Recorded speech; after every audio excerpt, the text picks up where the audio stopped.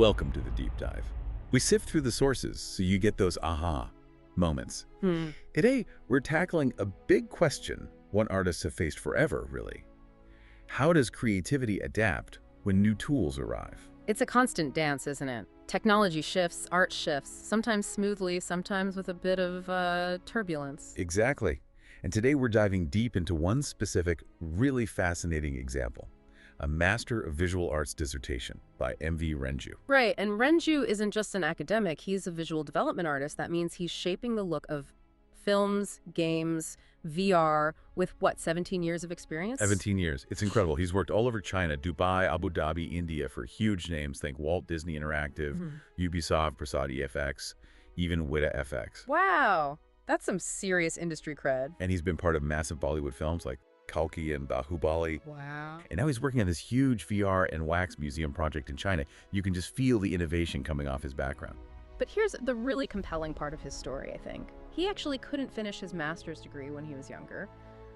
Family financial issues, you know? Yeah. So after building this amazing career, he steps back, takes a 2-year break from his professional life to go back and do his Master of Visual Arts in Painting as a regular student. That's dedication. Seriously. Shows how much passion he has, both for the traditional craft and for learning. Absolutely. And that brings us to his dissertation, our main source today. The title says a lot. Artificial Intelligence. A friend to artists, try it before you judge it. Quite a statement. So our mission here is to unpack that. Is AI really a friend, a collaborator, like Renju argues, not just a disruptor? We'll look at his research, the history he draws on, and crucially, how he uses AI himself. The goal is to help you understand what this AI artist friendship could actually look like. Okay, let's start with Renju's own first encounter. How did he get into AI? Was it a tech thing first? Interestingly, no. It was more from his artistic side. He's a painter, right? Watercolors, acrylics, oils, and also digital stuff. He found these AI image tools could create visuals, lighting, moods, compositions that he was already chasing in his traditional work. Ah, so it immediately clicked with his existing artistic goals. Exactly. It wasn't like, oh, a new gadget. It was, wow, this thing understands the kind of images I'm trying to make. He saw potential, not a replacement. And then he saw it happening in the real world, too, in his industries. Right. He noticed film, gaming, advertising. They were adopting AI fast. Clients wanted speed, variety, quality, things AI could suddenly deliver at scale. So it wasn't just personal curiosity anymore. It became, professionally relevant. That makes sense. It pushed him to go deeper than just playing around with the tools. Definitely. He decided to make AI the focus of his dissertation because he felt it was a critical moment for art. He even sees it leading towards a PhD, trying to offer a perspective grounded in, well, actual artistic practice. So he's really invested, living this transition. Yeah, he's providing that artist-centered view. Okay, so a key part of Renju's argument is looking back. He says technology reshaping art, and the resistance to it, that's not new. There's a pattern here. Precisely. And understanding that pattern is, well, it's super helpful for understanding the AI situation now. Think about photography back in the 19th century. Right. Painters must have freaked out. Oh, totally. They saw this machine capturing reality perfectly, or so they thought, and worried, well, what's left for us? Especially for portraits and landscapes. Wasn't there that famous quote, someone declaring painting dead? Yeah, Paul Delaroche. From today, painting is dead. Dramatic, maybe, but it captured the fear. But of course, painting didn't die. No, it just changed direction. Exactly. Photography pushed painters away from pure realism towards things like impressionism, capturing light, emotion, fleeting moments, stuff the camera couldn't do in the same way. And eventually, photography became its own art form. Art adapted. Okay, example one. What about the Industrial Revolution? Machines making things. Another wave of anxiety. Artisans feared mass production would just devalue their skill, their craft, uniqueness versus identical machine-made objects. That's where you got things like the Luddites, right? Smashing machines. Yeah, that was the extreme end of the fear. And in response, you had movements like arts and crafts really doubling down on handmade beauty. But then later movements started using industrial techniques. Right. Think Art Nouveau, Bauhaus. They found ways to blend artistry with machine production. So Renju's point is, look at this pattern. Fear, then some artists experiment, then integration, and art itself expands. So AI is just the latest chapter in that book. That's his argument. The resistance we see now, it's recognizable. History suggests AI won't replace artists, but it will change what art is and how it's made. It becomes another tool, another medium. Okay, that historical context is helpful. Yeah. Let's trace AI's journey in art more specifically then. It wasn't always these text-to-image generators we see now. Not at all. The early days, back in the 60s and 70s, you had pioneers like Harold Cohen. He was a painter who got into coding. Right, Aaron, the drawing program. Exactly. Aaron could create drawings on its own, based on rules Cohen gave it, first abstract, then even figurative stuff. It really made people ask, who's the artist here? Can code have a style? Those are still questions we're asking, really. They are. Then the big jump came, maybe around the 2010s, with machine learning, specifically GAN's generative adversarial networks. Yeah, GANs. That's when AI art started looking, well, really impressive, almost spooky sometimes. Right. Ian Goodfellow's idea in 2014, it's like two AIs competing, one makes images, the other judges them, they push each other constantly. That led to much more realistic, complex results. And that portrait that sold at Christie's, Edmund de Bellamy, that made headlines. Huge moment, $432,500 in 2018. Suddenly, the mainstream art world, collector, everyone, had to take AI art seriously. It wasn't just a tech demo anymore. And now the dominant thing seems to be diffusion models, the text-to-image stuff. Yeah, emerged in the early 2020s. They work differently, kind of refining noise into an image based on your text prompt. It feels almost like magic watching it happen. And the key thing there is accessibility, right? Anyone can type words and get an image. That's the democratizing aspect Renju talks about. It lowers the barrier dramatically, but it also shifts the artist's role again. No, so? Well, artists are using AI not just to make the final piece, but for ideas, for development, for iterating. The AI becomes a collaborator. The artist is maybe more like a director or a curator guiding the process. Steering the ship rather than rowing every stroke. Something like that. It's a partnership, an extension of the artist's own imagination, but one that can surprise you. Okay, so we've built the case for trying AI.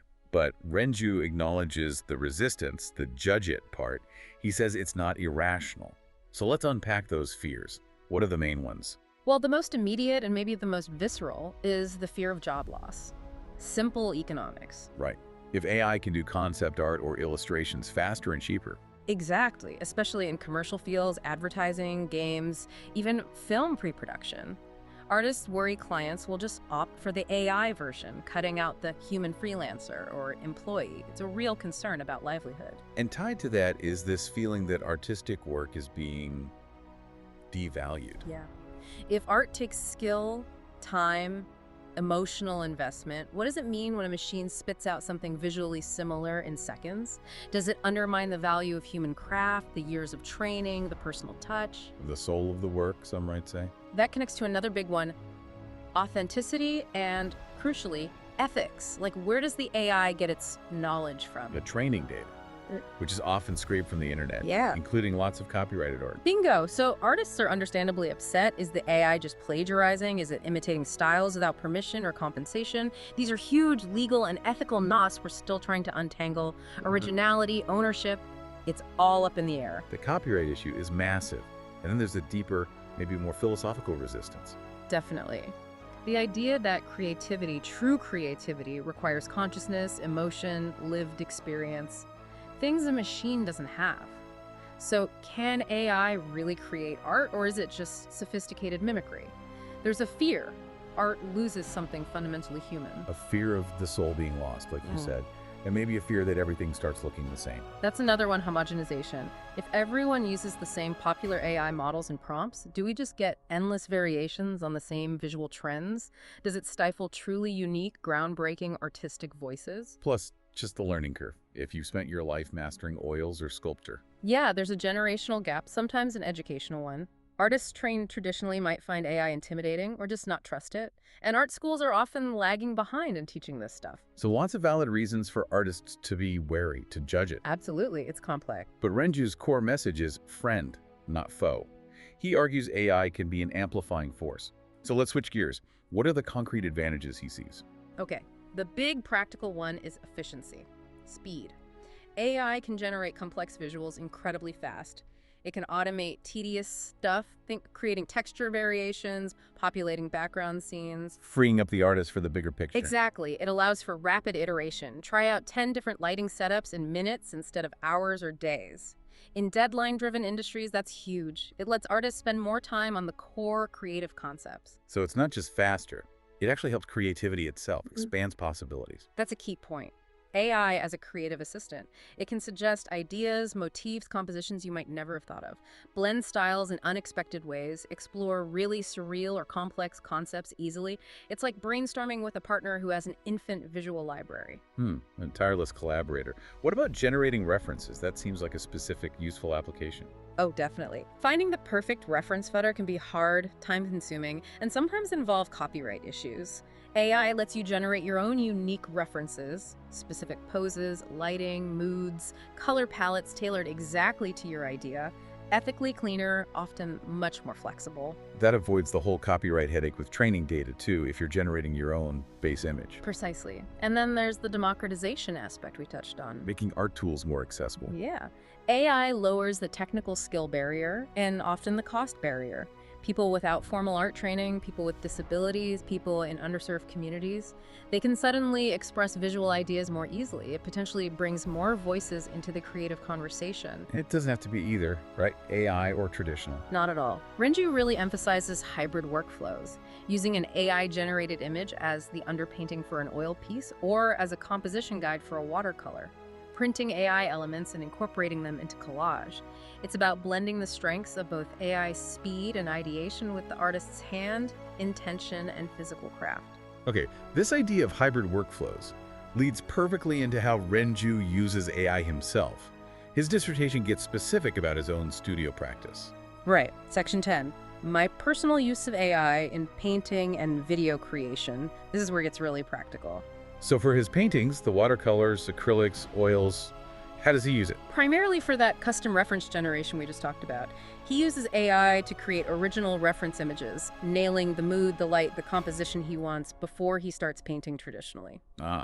So the AI helps him plan and visualize, but the final piece is still his hand, his skill. Exactly. It guides his traditional work, but he maintains full creative control and avoids those thorny copyright issues because the reference is his own AI generation. It serves his mastery, it doesn't replace it. And what about his video work?